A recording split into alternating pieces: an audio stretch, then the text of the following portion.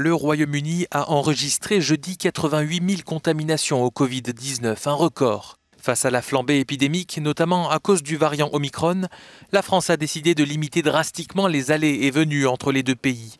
Dès samedi, il faudra justifier d'un motif impérieux pour aller au Royaume-Uni ou pour venir en France. Ces Londoniens viennent d'arriver à Paris grâce au tunnel sous la Manche. Ils déplorent des mesures inappropriées. Je pense que c'est fou. C'est déjà en train de se répandre en France. C'était la même chose au Royaume-Uni quand ils ont interdit les arrivées d'Afrique du Sud. C'était déjà là. Je comprends qu'ils doivent protéger les gens, mais c'est déjà là. Qu'est-ce qu'on peut faire? Et ça va faire mal aux gens, aux touristes, aux entreprises locales et aussi aux stations de ski. Toutes les mesures législatives qui sont prises par les différents gouvernements sont parfois imprévisibles et parfois elles ne sont pas vraiment nécessaires. Nous devons donc faire preuve d'équilibre et ne pas céder à la panique. L'épidémie se propage partout. En Pologne, par exemple, des nouvelles mesures ont été prises pour limiter le nombre de personnes dans les restaurants, les hôtels, les cinémas. Le taux de mortalité est au plus haut dans le pays depuis avril.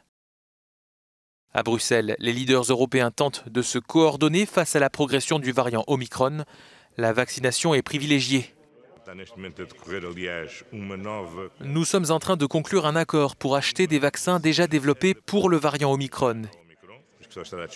Il ne sera disponible qu'après le printemps pour nous permettre d'administrer une 4e dose pour renforcer la protection si nous en avons besoin, ce qui malheureusement se produira très probablement. Pour permettre les voyages intra-européens, l'idée d'un certificat vaccinal commun aux États membres semble l'emporter. Il pourrait entrer en vigueur en février. Bruxelles souhaite fixer sa validité à 9 mois afin d'encourager les rappels de vaccins.